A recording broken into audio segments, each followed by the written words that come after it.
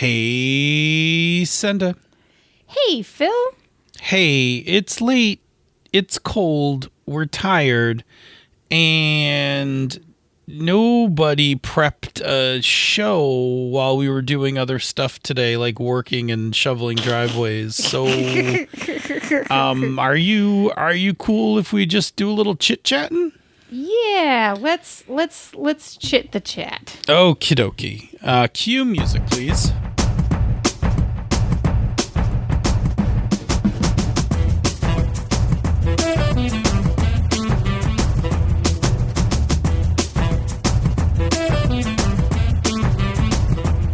And welcome to another fine episode of Panda Talking Games. I am your host who's lacking a significant amount of serotonin, Phil. And I am your other host who is lacking dopamine, Senda. But I can smile really widely when I say it. And then it doesn't sound so bad. It's fine. It's not conditional. Then it doesn't feel so bad. It's called being a professional. Oh, correct. Professional. Professionals, which we have been. Yes. For 5 years. Yeah, see, we did a little thing called the maths. And figured out that we've already started. This is actually the first show of the 6th season of Panda's Talking Games. Of which I have to say, what? Like, how did we get to a sixth season? We have now officially lasted longer than She's a Super Geek. Okay, I'm going to say this, though. One, it's way easier to produce the show than it is to produce. It's so much easier to produce the show. Listen, that show is so much work. That's a lot of work in booking and in recording and editing. No.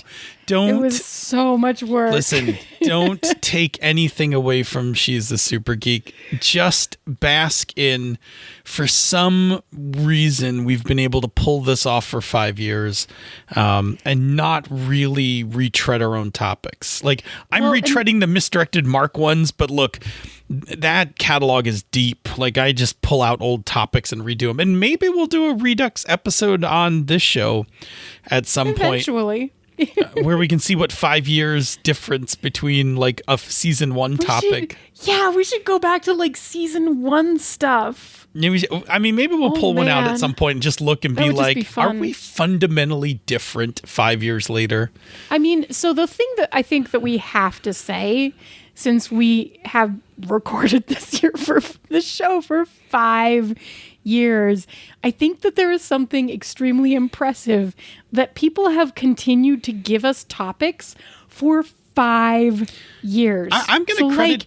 Thank you. Yeah, so first of all, thank you everyone for giving us topics. Second of all, I'm going to credit the fact that we're very clear at the end of the show that you should give us topics. That you should give us topics, because if you leave us alone, like we'll just do what we're going to do right now. And I think people like that to some extent, and we'll make some gameable chat out of our chit chat tonight, because we always do. But honestly, as we said in the opener, like, we are both kind of exhausted for different reasons. There was a big snowstorm in Denver. Oh my god, so much snow. And Senda is the shoveling queen. I shoveled so much. I shoveled like 2 feet of snow, by hand, myself. Yeah, she's exhausted and in pain. I hurt. All of me hurts.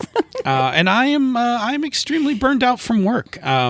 I've been running nonstop for a year at work. I don't want to go into the whole details of it. Maybe I'll talk a little bit about it in the lounge. But anyway, it's been like a basically nonstop year of work, and I'm exhausted. And so a little espresso depresso. But anyway, we're here. Mm-hmm. We're still on the air 5 years later. Right. And we need to talk about some gaming stuff, because as much as people, I think, like to hear stuff about us, that's not really the reason you showed up here.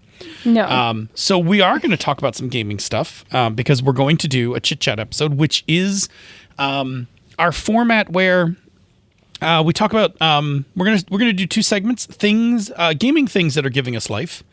So we will talk about some gaming stuff, and then we're going to talk about what's giving us life in the kitchen, where we're going to talk about some food stuff, which we think you guys like as well. I've not had anyone tell me that they haven't enjoyed us talking about food stuff. Because food stuff is tasty. Yeah. So let's kick it off with things giving us life in gaming. And Senda, what's giving you life in gaming? Yeah, so this was a little bit interesting for me tonight in this exact moment, because I am in, admittedly, a bit of a creative slump since Field Guide to Memory ended, which has been like a thing for me, right? Like I've been trying to figure out, like, what do I do to fill that space in my life? Are you having game drop? Yeah, I think I'm kind of having game drop. Like I kind of need some aftercare for my game. And they built some beautiful aftercare into the game, but like I'm having some trouble with like the space that it's left in my life, because I'm not getting the good feels from anything else that I'm doing right now. And my standard game group is only every other week. So I actually haven't played a game since the last time we talked. And actually we didn't even end up playing the last time because we have people out of town, and like there's some life stuff going on. I don't even actually truly know if I don't know if we'll get to finish our traveling home this coming week. It's going to depend. Like there's some wild life things happening with some of my crew, which life comes first, and that's just the way of it, and that's how it should be and how it has to be. But in the meantime, what that means is like I'm a little game starved. And so what I have been starting to plan out, is basically a way to do something not necessarily the same, but similar to what happened with Field Guide, where like a lot of us were playing the same solo game at the same time, right? In the same time frame, and then like having that shared experience of asynchronous solo play that we were then sharing with each other. So I've been talking with my group about doing that specifically, and I think we've settled on that we're gonna play 1,000-Year-Old Vampire, which is great. I've been meaning to play it for ages. I'm excited to play it. It sounds super cool. I've ordered a new journal. It's a Rhodia again, but I'm probably going to use it for more than just one game, right? Like this doesn't have quite the level of keepsake attachment, but I wanted that back. I wanted the writing back, and I wanted the ability to be creative with creating pages and stuff back. So what's giving me life, I guess, is that planning. And then like from a similar perspective, we started our Voyager watch through last week for the Misdirected Mark Network. Yeah, we did. Which is pretty cool, and I am excited about. And so far, I'm like, yes. And Jared Rasher had this brilliant idea, which I am absolutely loving so far, of basically journaling lower decks characters, so like people who are not necessarily on screen but who are affected by the things that are happening to the ship, and like journaling from their perspective, one or more times a week, whatever episode kind of catches our fancy, and just having that like running journal of like these other stories that are on the ship and connected but aren't the main characters of the show. They're not the bridge crew, right? Yeah, personal log, right? Yeah. So we're making these personal logs. So I am pretty excited about that too. And that's also something that we're like doing a shared thing on, right? Like I've designed a personal log layout so that I can keep everything myself. But it's also something that we're posting in the Misdirected Mark forums. So you can actually go see there's only 3 of us so far. So if you're listening to this and watching Voyager, you should absolutely jump in on this, because I'm delighted by the prospect of having more people write things.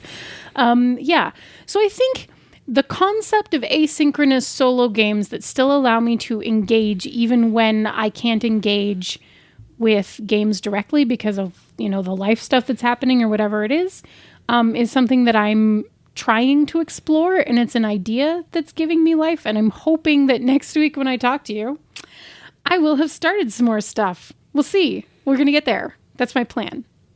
Yeah, so I think there's a couple things I'm going to touch on this. So first of all, I think that knowing that right now your game group's like in a little flux with some life stuff, which, listen, I mean, first of all, we're in a pandemic, right? So then anything that happens on top of it makes things even more like tenuous. Everything is super wobbly. Yeah. So I think, like, first of all, I think moving to, like kicking off this, this kind of basically synchronized solo journaling is great. One, because everybody can kind of journal where they have pockets in their time to do the journaling, yet share the experience, right? Share the experience together.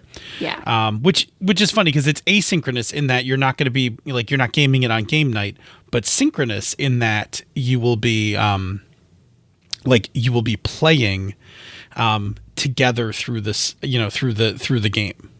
Yeah, and I mean, I think that we'll still play our game nights. We may just like play something with whoever shows up that is not the conclusion to the game we're in the middle of, right? But that's still only every couple of weeks. Sure. So I think it's good, right? I think that solo gaming is gaming's a really cool way to scratch that RPG niche when you don't necessarily have full access to a group. Right? It lets you get into the head of a character. For you especially, and we've talked about this before, right? It lets you kind of tap into also the artistic side of you. So it becomes not only a role-playing exercise, but it becomes an artistic exercise, which is a lot of fun for you because you're basically now getting fed from two sources. And it's also it can be a very introspective exercise as well. Oh, yeah. Which is like not a bad thing to have in the middle of a pandemic. I think, you're solo journaling, so you don't necessarily have to show it to anyone. So the things that your character talks about, the things that your character thinks are, chances for you to actually say things that you may not have been able to say during in other spaces, other places, right? It gives you that kind of, that introspective, like you said, feel to it. So yeah, I think those are really good. And I think you're right. I think just having some, having something set up on, pickup wise for your game night, so that whoever shows up, you can still get some like RP in, cause that's fun, but without putting a lot of pressure on a full campaign, all that stuff, and this way, you're getting some game time in person, because that, like in person on Zoom, and that's fun. In person with bunny ears. Yep. Yeah. And then at the same time, you're having this artistic and role-playing experience that you're also sharing with your group. I think, also kind of reinforces that connection to them, and what you're doing. And I think that's good. I think it's like a really nice way to kind of address, the place that you're in right now. Yeah. I mean, I actually ended up writing a Gnome Stew article about this. I know. Pardon my fill. So I ended up writing a Gnome Stew article about this, which pretty much just sums that kind of stuff up, and why I think that they're really, A, really great, B, why we're seeing, a total, absolute, like, just surge of this style of game. Like Zine Quest this year was full of them, and I was like, I want to back you all! But I resisted. And there is admittedly a certain amount of like, I need something to tide me over until I get the last Will and Testament of Gideon Blythe in my hands, and then I will play that, and it'll be great. We might play that one together too. We'll see. But, yeah. So anyway, so that's me. Like, it's not necessarily immediate life. I am planning for life. But are you doing all the fun things? Like, are you doing all the prep work? Like, have you scouted out materials? Have you thought about a theme for your vampire? Well, I haven't read the rules yet, so I haven't quite Oh, so you still have that ahead of you. So that, Yes. oh, right. So that's fun. The part I'm looking forward to. Yeah. That's fun. Like what's your aesthetic going to be like? And I know I'm like, I need to probably like start thinking about more like a different set of like washi stickers that's not just plants, because, Field Guide was very like plant and animal oriented. Well, sure. It was a field guide. And so vampire, like I probably need to pick up like something frankly gothier.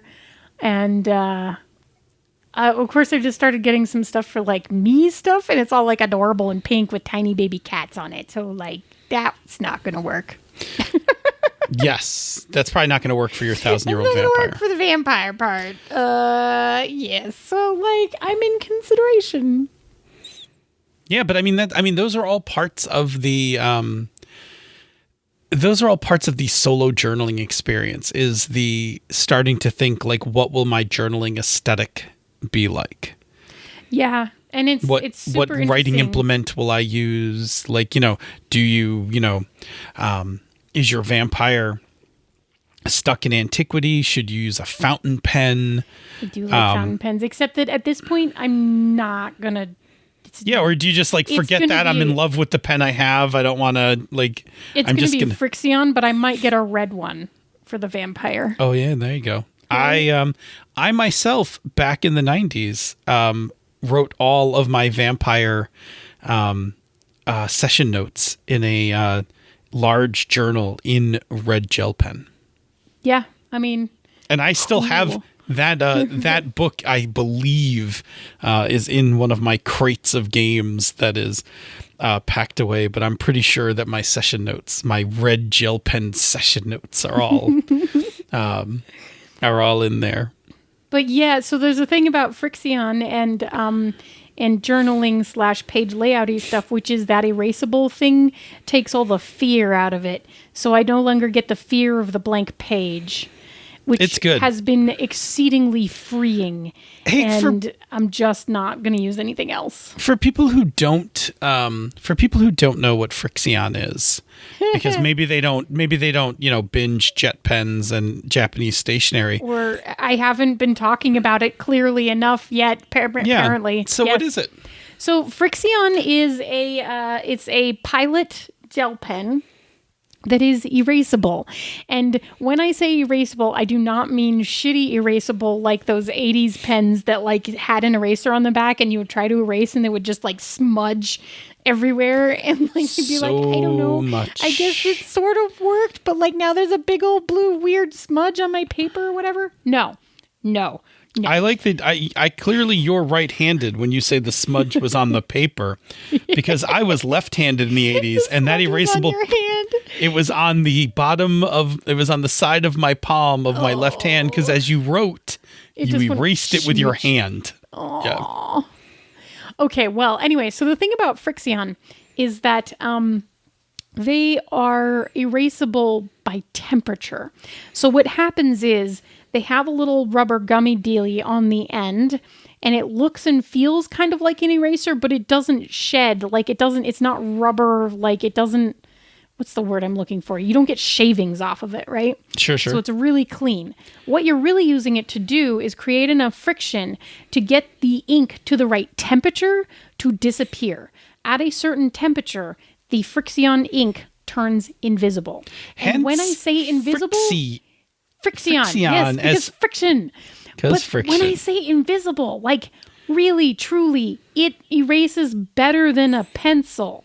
Like it's great. Then the other funny thing, there's only one thing you have to be aware of, which is if you get it hot enough under whatever circumstances, it will disappear. But the other cool thing about that is you can have a science project, because if you take something and you erase it, or you leave it on the dashboard of your car or whatever and it disappears, then you take that invisible ink like magic and you put it in your freezer for about 2 hours and it's back, because there's a certain temperature at which it becomes visible again. That's pretty cool. That's pretty wild. I'm, by the way, right now just looking at I'm looking at images of 80s erasable pens and like just having flashbacks like, oh man, I remember the one time I talked my parents into letting me have erasable pens because it seemed so cool. And frankly, I never would have tried them again, except that I saw them on Jet Pens and they had such wonderful reviews. And I didn't even buy it for the erasable part. I was like, erasable, whatever, like that's not going to work. I bought it because I was looking for a smooth writing 0.38 millimeter point on a gel pen. And I was like, cool, this is one of the highest rated ones. And I bought it and I was like, ooh, I really like how it writes. And then I was like, oh, I wonder how it erases. Holy shit, it erases. Yeah, I was into this fad for like the least amount of time when I was a kid. It turned my hand blue. And then I was like, I'll just go back to pencils, which also, if you write with a pencil too long, turns a left hand, like the palm. Yes. I'm telling you got to try these pens. No, I definitely would try them. What I really need to see is if they have the Frixion in a barrel that I like. I'm picky about pen barrels. I know you're picky about pen barrels, and I keep showing you mine, which are the tiny little Japanese ones. I know, which does like you could not do less to convince me to use it. You're like, look. This toothpick has ink in it. You could write with it. But I love them. They're perfect for me. No, it's but they fine. Are like the same size round as a pencil, if that, right? Yeah, there's a certain hand. I don't know what the pen term for it is. There's a certain like heft and size I need my pen to have. Like one of my favorite pens, and I forget the name of it now off the top of my head, but it is metal, like the barrel's made of metal. So while it's not quite as thick as some of my other pens, it's weighty in my hand. The heft. And I like it.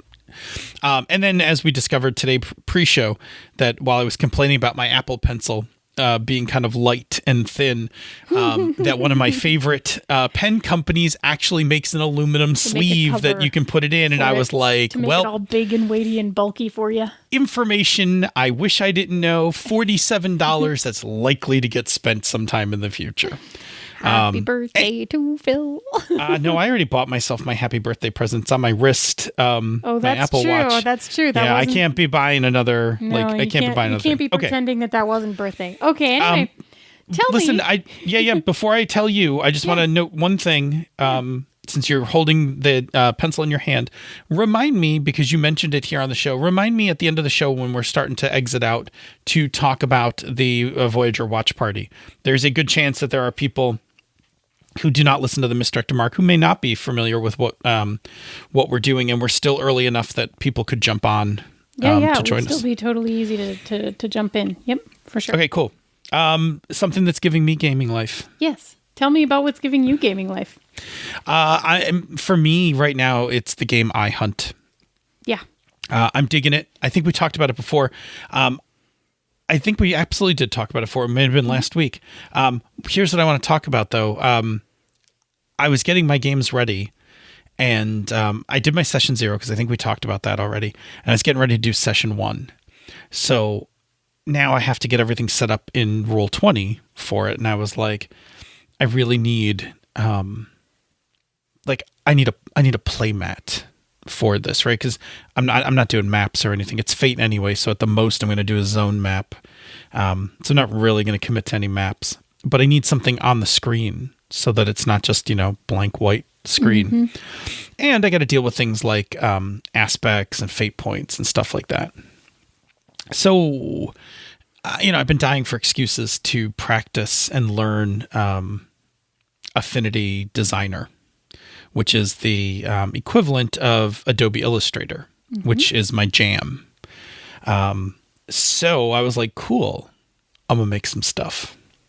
And I got cracking on it, and it came out great. I had this prototype page, and I left it for like a week, and I came back and looked at it, and I was like, I like everything you were trying to do here, but none of the execution on it. And like I went back to basics, and I like found I went to this free vector art website, and again, none of this is commercial, so I'm just pulling stuff down to use it non-commercially. But I found post-it notes, so instead of just having boxes on the playmat, it looks like there are post-it notes stuck to the playmat for the aspects, and then I was like, I got the iHunt logo on it, and then I was like, oh, I should now like dirty this playmat up a bit. So one of the things in our game was about this coffee shop that the players all hang out in. So I put a coffee stain on the bottom corner of it, which is where I keep my fate points,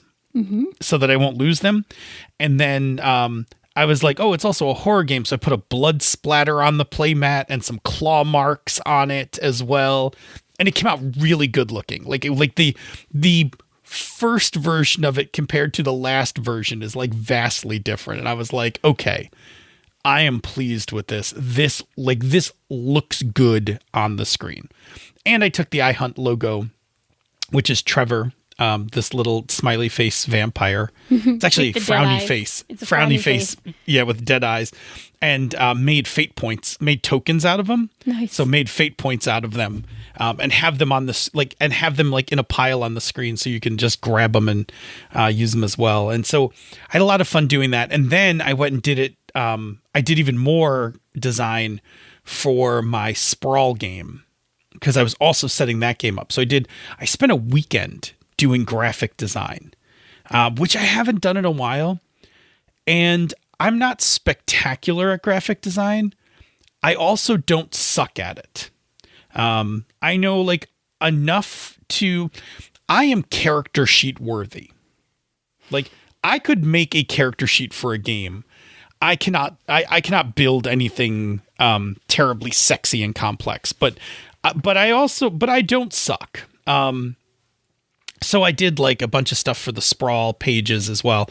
I think my players will be pleasantly surprised when they see the Roll20 layout for the Sprawl. Like it's pretty nice. But back to iHunt. The other thing I did was I had to like start getting ready for session 1, and we're playing in Philadelphia, and I don't actually know very much about Philadelphia. So I got to do the thing that I haven't done in a while, which I really enjoy, which is like I just started learning. So I was just like, all right, I need to know how is this city laid out? Like, show me, I found videos on YouTube, like show me the neighborhoods of Philadelphia. Okay, cool. Show me the rich neighborhoods of Philadelphia, because I need to know those. Show me the poor neighborhoods of Philadelphia. And then like part of that was also trying to find a place like where the characters were going to be centralized, like, you know, for their, like where their coffee shop was located and things like that. And I found this like wonderful little neighborhood that this art project was done, this like community art project to paint all the buildings in multicolors, and read like all this stuff about how the project came to be and how it employed all the people in the neighborhood to like help renovate the buildings and paint them. And like it was fantastic, right? So like I forgot how much I love kind of researching things. And then because, you know, I'm playing in the modern world, as I was starting to write my first adventure, I like just broke out Google Earth. And like I started doing location scouting.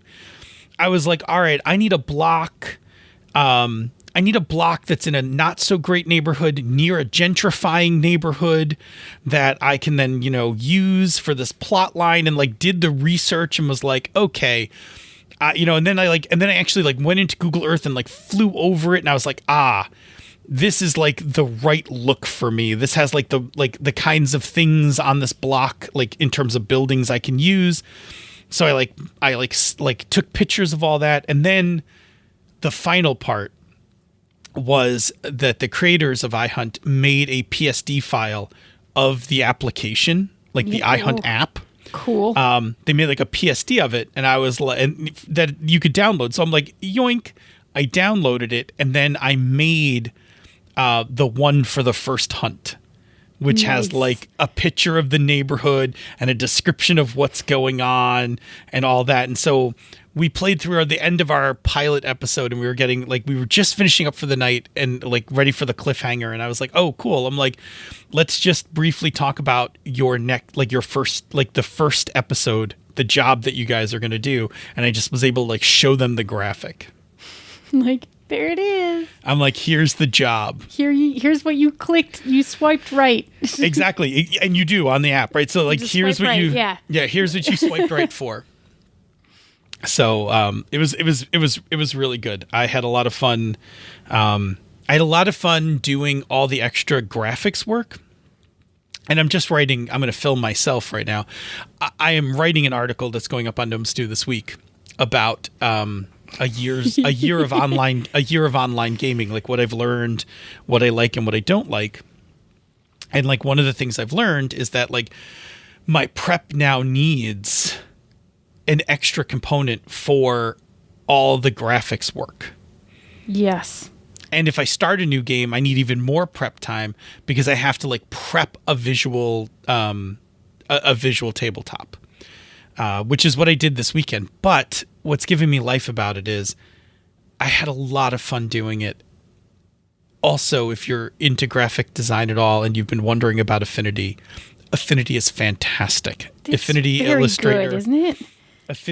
Affinity Designer, which is the Illustrator counterpart, was incredibly easy for me to pick up. It did not take me much to go from what I knew in Illustrator to what I can do in Affinity, and there are some things in Affinity I like even better. Yeah. Affinity has this really interesting way of dealing with layers and stuff like that. That's like really nice. I was able to actually do some really cool things in a very hackish way by just messing with those things. But it's been a lot of fun. I had a lot of fun running the game and kind of finishing out our pilot episode. My players did not disappoint. They're perfect. I love that group so much. Like that's my Tony, Glenn, and Bob group. Yeah. And I love them. Like it's fantastic. Tony, once again, never ceases to deliver an interesting character. And did it right in the middle of our pilot episode where he was convinced that he could talk the werewolf out of doing what it was doing, which was tearing up the back of this golf course. To which the werewolf took a big bite out of Tony in the pilot episode. Luckily, the werewolf is too new to be infectious. Okay, good. I was wondering how you had...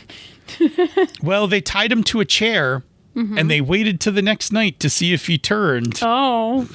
Prepared to kill him, and then when he didn't turn...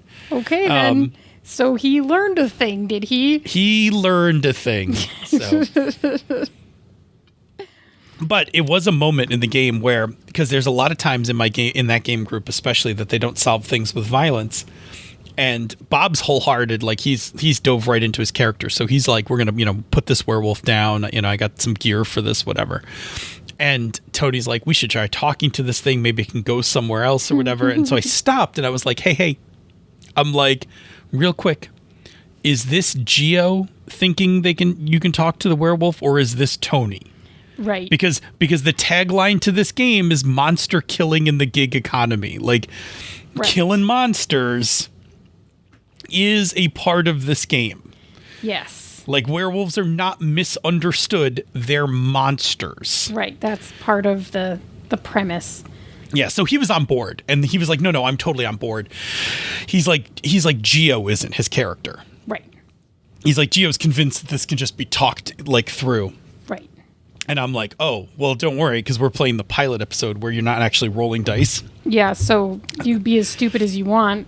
Yes, we can make this a learning experience. Yeah. Which we did. So all in all, and the other thing for iHunt, last thing, because I'm kind of gushing about it, I got my physical copy of iHunt. Yeah. Which was not inexpensive. It was $70. And I will say it is totally worth $70. It is a fantastic book. First of all, it's enormous. It's a Fate game. So I was like, oh, 8.5 by 11? Nay, I say. Full size. I'm sorry, not 6 by 9. Not 6 by 9. Full 8.5 by 11. 340 something pages. Good heavens. It's a big boy. But again, the layout of this game is so amazing. It is colorful and evocative, and it looks just as good on paper as it does on PDF. And I was running the game with that big ass tome next to me on my desk. Yes. And was like flipping through it, like, looking stuff up as we were playing, but it's one big ass book. So much so that, like, if I travel anywhere, I'm not taking it with me. Right. Like, I got the PDF on my iPad.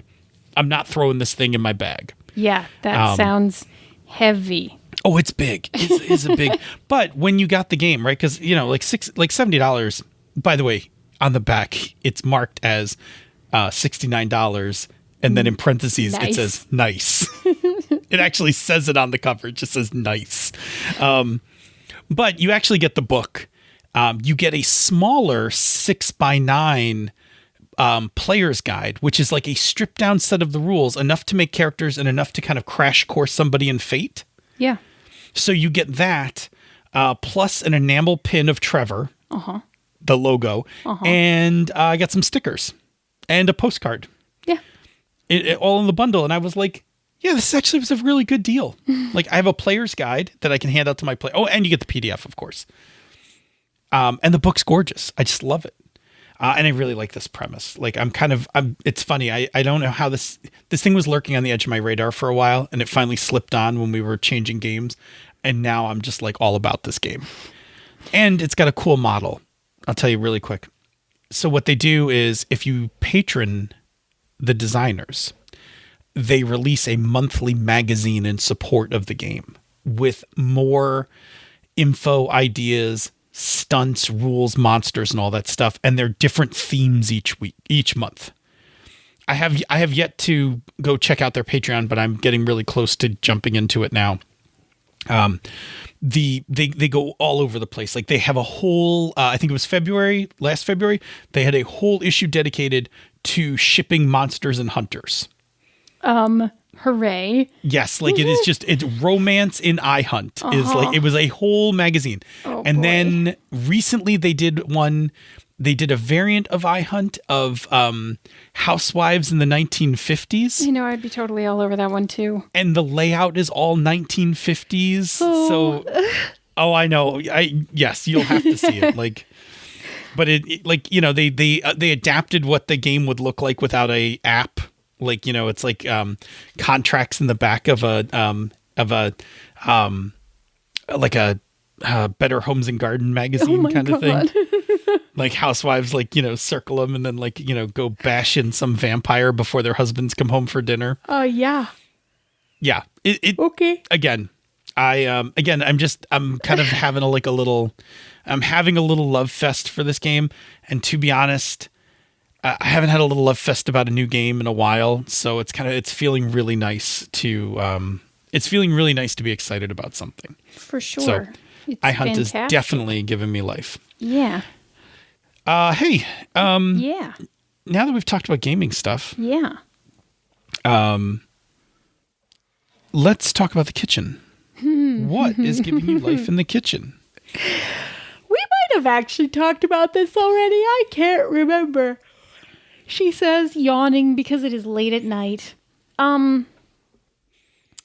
I ran all around town to find a place that had Japanese S&B golden curry.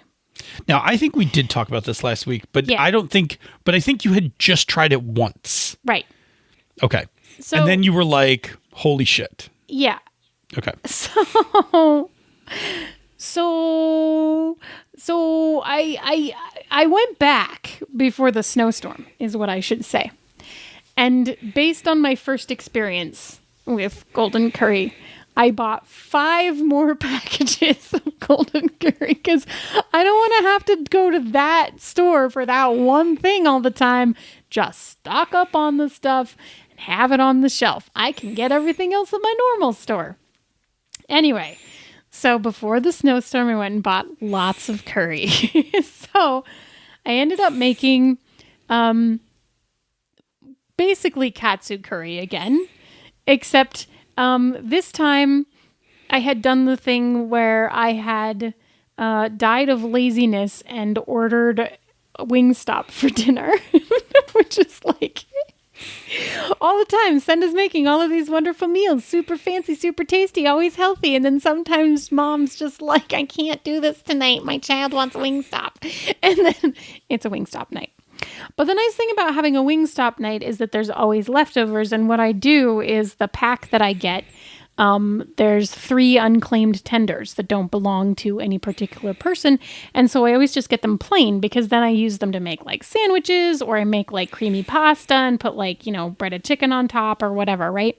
So this time I used the 3 plain tenders as the katsu chicken. Totally works. For the curry. And it's not like as crispy as you would get with a panko, right? Sure. But it was fine. It was great. So we had chicken katsu curry again with Wingstop tenders. And the curry that you had is it's the curry sauce. So you had to just throw some veggies in a pan to heat them up. Oh yeah. So I put baby fingerling potatoes because they're easy to chop up small, and I can get a variety of potatoes in one bag. That's my thing.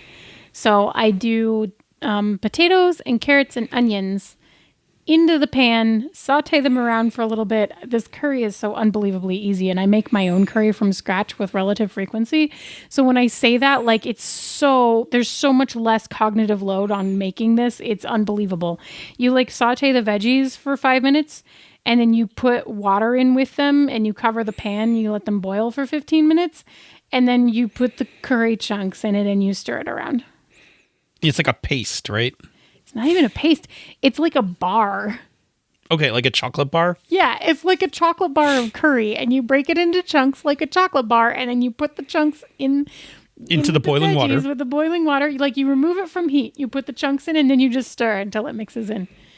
And it's done. Fantastic. It's done. It's so easy. Based on your recommendation, I went and bought 2 packs the other day. Oh, good. I have them stashed in my kitchen. I don't have a plan yet when I'm making it, but I was like, you know what?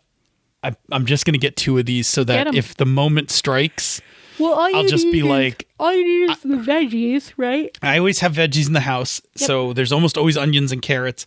So and there's probably, if you have chicken nuggets, you can make chicken nugget katsu curry. Exactly, right? So like, yes. Thanks, Korean Dad. Yeah, Nick Cho, right? Little heart. Okay. Very good. Tell me about the actual new thing that you tried, because I'm really interested to hear how it went. Yeah, so I was rummaging around for brunch ideas and found these quiche stuffed bagels. And I was like, go on. So I read the art. I read the whole thing, and I'm like, okay, this is pretty simple. You make egg, cream, chopped onions, bacon, cheese, mix that up. And then what you do is you take a bagel and you thinly take a slice off the top of the bagel, not through the middle, but through the top of the bagel, asymmetrically, right? Right. Then what you do is you then take a knife and you make a circle cut through the around, in the middle of now this opened topped circle. Okay. Right? Right. And then you take your fingers and you push the bagel stuff down. You don't rip it out. Okay. Because you want the delicious bread. Right. Smush but it. you smush it to make a circular, almost like a bunt pan. Okay. Okay. And then okay, so around the middle hole too. You leave the middle hole intact. Yeah, so you're you not make it trying into to fill it in the middle to make a little dish. No. So you make it like a bunt, you make a bagel bunt. Like a bagel bunt, right?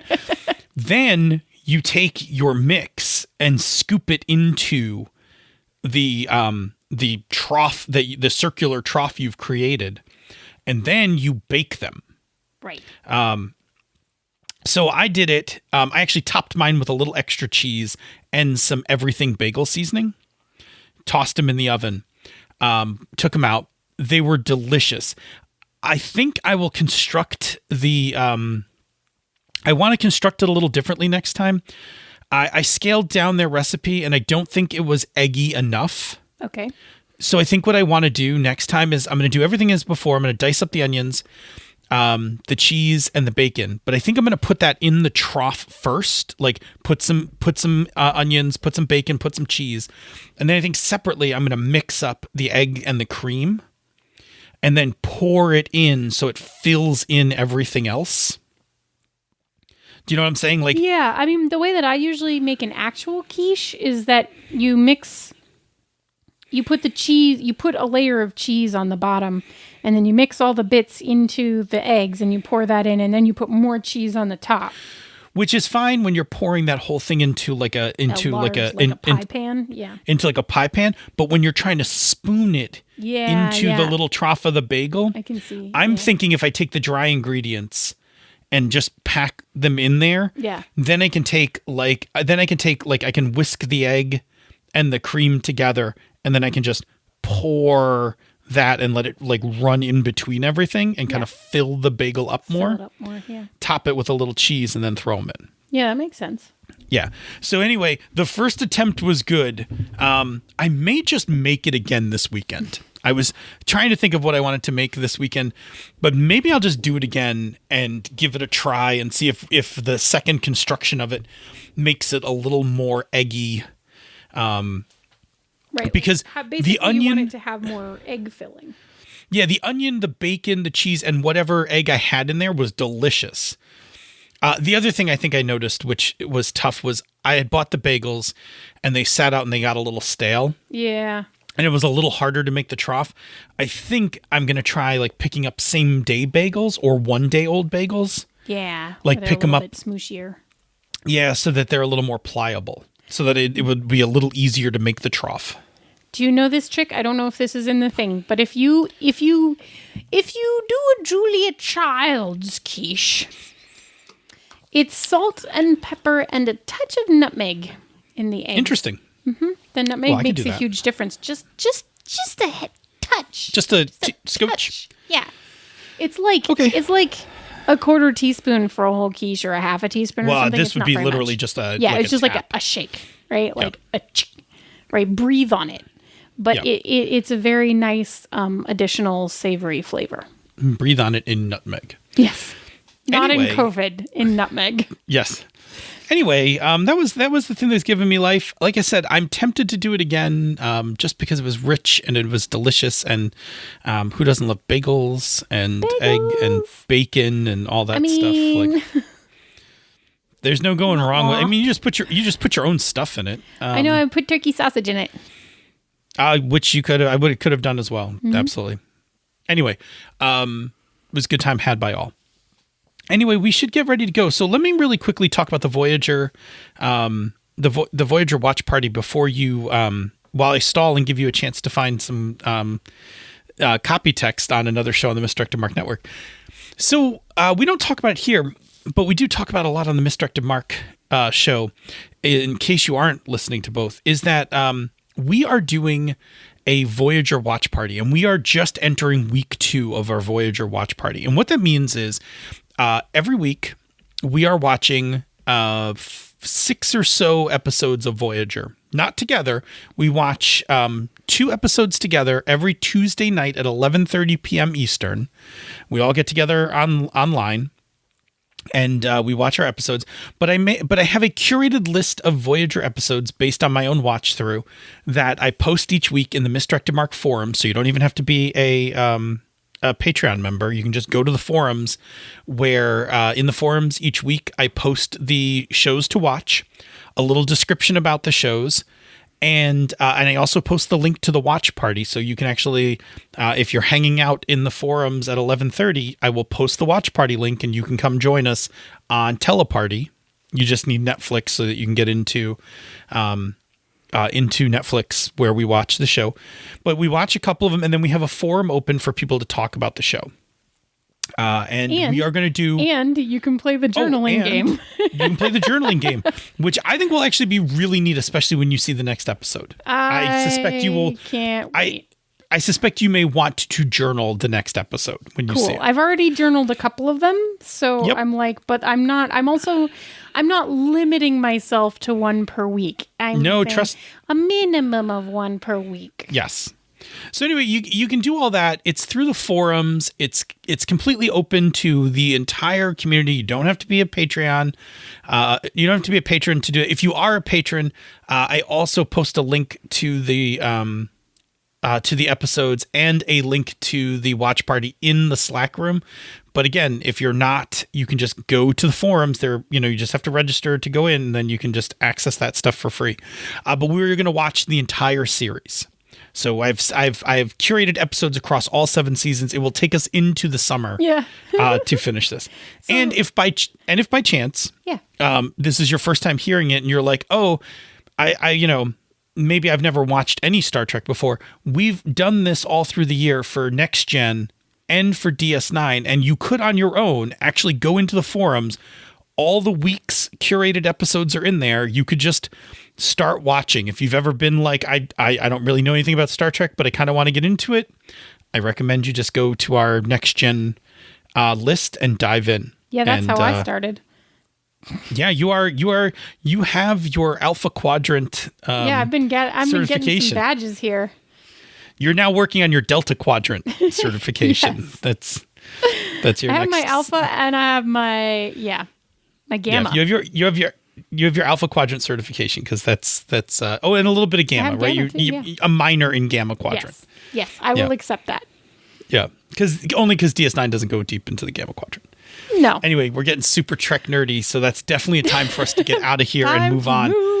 And in order to do that, can you just tell me about another show on the Misdirected Mark Network? Yeah, on Bonus Experience, you can hear Ray and Monica, who are 2 old friends, exploring gameplay and design through the lens of diversity, while also sharing some of the dumbest gaming humor has to offer. That doesn't sound right.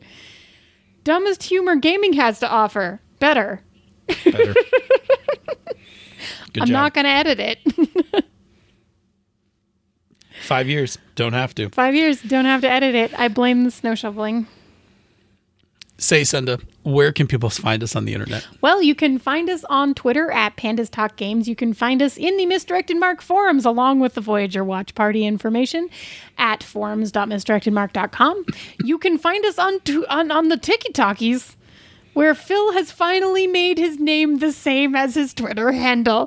So now you can actually find either one of us if you know us on Twitter. Yes, I am DNA Phil on Twitter. It's true, and I am Idella Mifflin, so good luck spelling it.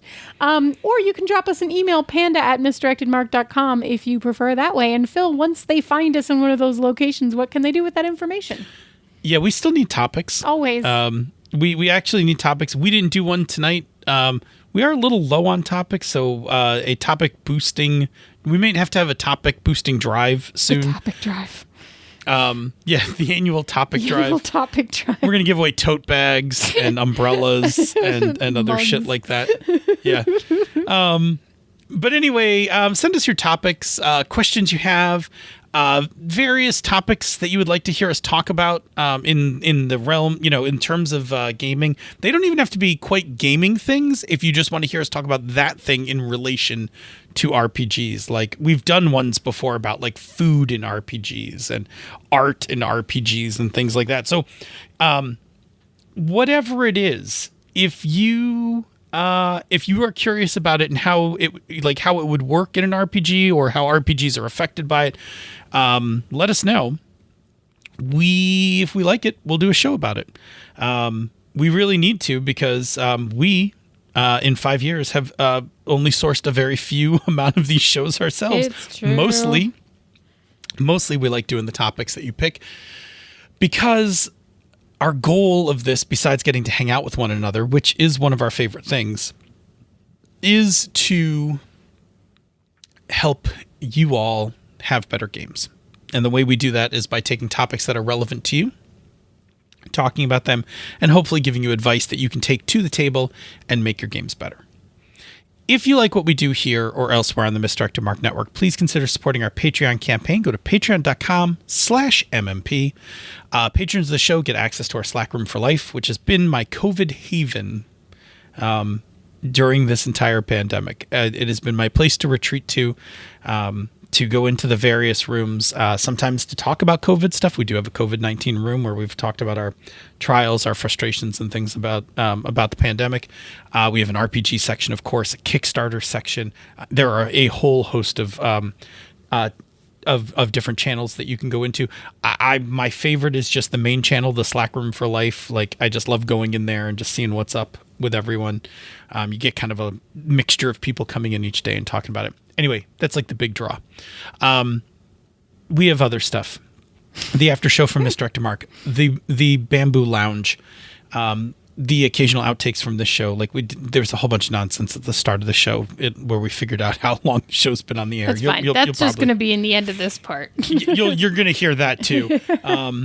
But we have all that stuff. And then, when the pandemic breaks and we get back up on our feet, publishing wise, we'll probably be doing some, giveaways as we make stuff and start giving stuff away. I know for certain that Bob Everson is getting pretty close to releasing a game on drive-through cards. Wow. I actually saw a pretty close version of what I think is the final version going up to cards. And if that's the case, then we may be sharing the love with some of our Patreon folks. I mean, before the pandemic started, we pretty much have the completed manuscript of the game ourselves. But anyway. Oh, we have a whole manuscript. We'll get back around to that. We'll get there. It's not going anywhere. We'll get there. It's going to be here. I want to not. It's not going to be a rush stress job. That's the thing. I love Turning Point a whole bunch, and I don't want to not love it while we create it. So yes. I'm just willing to wait out the pandemic, and we'll create it in a place where we're much happier for doing it. Yes. Anyway, your patron to the show goes a long way. It keeps the lights on, keeps the data flowing, make sure that we have backups, things like that. That'd be good. Yep. Microphones, cords, all that nonsense. But it's important. It helps us immensely. So we thank you, and we're very appreciative of your patronage and your continued patronage. If you're a patron of the show, thank you very much. If you're not a patron of the show, don't worry.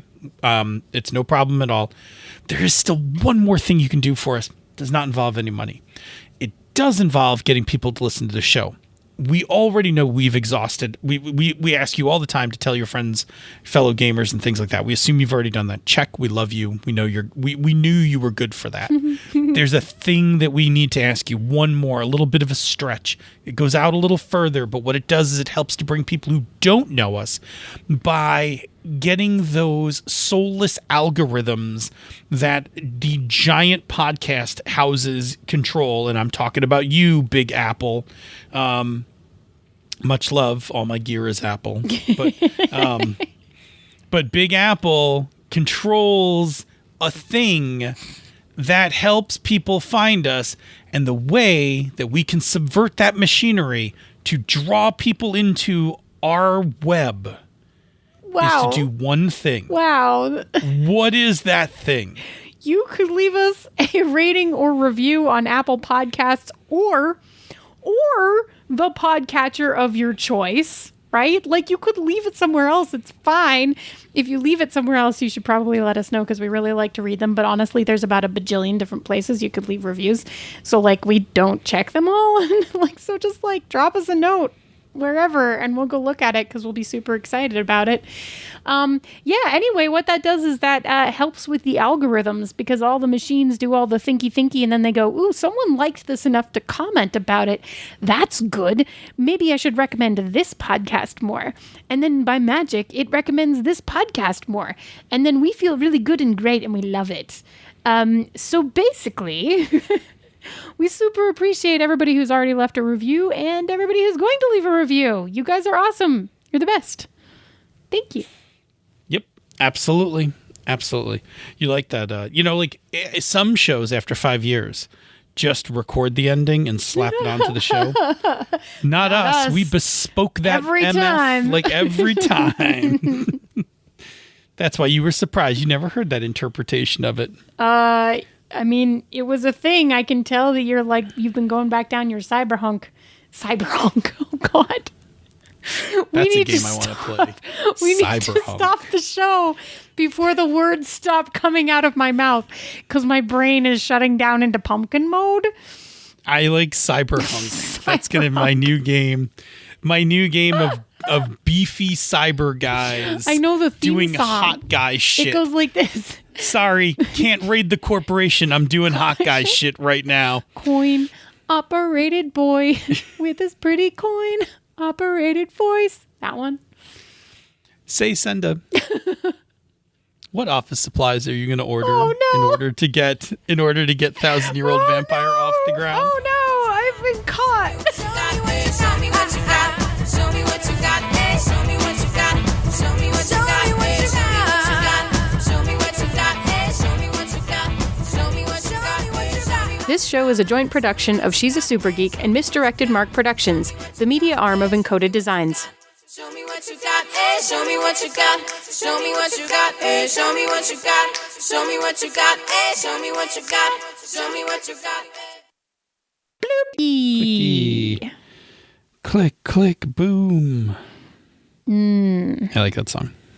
Yeah, I know. I know. I do it like every third episode. I'm like, yeah, click, click, boom. Right? Oh, I love that. Like a broken record. Welcome to like almost 5 years. Wow. We should check the dates. I'm pretty sure we're getting close to like the end of. Oh shit, son. Yeah. Yeah, like I'm pretty sure we're close to the end of a season. Oh, do we have seasons? Yeah, well, I mean, the show's official start date was like sometime in March, I think. And then, and then we've just like our seasons have always been based on 1 year. Yeah. I mean, I guess we usually talk about things after a year. We have like a season finale, but again, in the year of COVID, like we don't talk about that shit. So. Yeah, no. All right. We could talk about something else. Wait. Now I have to find out. I'm going to tell you, there's a thing in Voyager that we have a little ways to go. There's a thing called the year of hell that boy. I have wanted to refer to as this year for some time. We passed it. See? We missed it. It was March 7th. March 7th. We had been doing this show for 5 years. That was our last episode. That was our last recording before this one, wasn't it? Is it? Are we on the fifth year now? Like, yeah, we've had four full. Yeah. We've had four full seasons. Yeah. We're now embarking on our fifth season. Or do I have the numbers wrong and we're embarking on our sixth? No, I think we're embarking on our sixth season because that was March of 2016. And this is March of 2021. No, it's the fifth season. Yeah. How does math work? How does seasons work? All right. So what year did we start? 2016. Okay, so 2016 to 2017 is the first season. Yep. 2017 to 2018 is the second season. 18 to 2019 is the third season. 2019 to 2020 is the fourth season. 2020 to 2021. 21 was the fifth season. And now this is the 21. This is the sixth season. Come on, we can't have been podcasting for 6 years. Come on, that's not a thing. I mean, 5 years, right? So technically we've been podcasting for 5 years. We have done 5 full years. We are on year 6. We have made this shit up for 5 full years? People keep giving us topics. Thank goodness. All right, come on. That math checks. We've been doing that this long? Yes. Wow. No wonder I stopped editing. I've been editing for 5 years. Yeah, I think after 5 years you don't have to edit your show anymore. I think in the beginning you have to edit your show, and then after like year 4 or 5, you're just like, fuck it, I'm not editing this show anymore. Recording the show is way more interesting than editing the show. Than editing it. Oh my god, we need to. Okay. Okay. Are you? Yeah. So we should talk about that when we open up the show. Jesus. Yeah. Welcome to season 6 of 6. We didn't talk about it, but we crossed the line. This stuff's going to go into the outtakes or Yes. the lounge, right? No, I was just going to go into the outtakes. Okay, it's fine because there's anyway. Do you want to start the show? Yes. Hey, Senda, it's late and we didn't come up with a topic. You didn't let me say hey back. Oh, I feel like we need to start over. All right, let's start over. Hang on. Stop. Reset. Okay. There's a pattern to this, and it's a call and response thing. So yeah, sorry. All right, let's try again. Ready? Okay.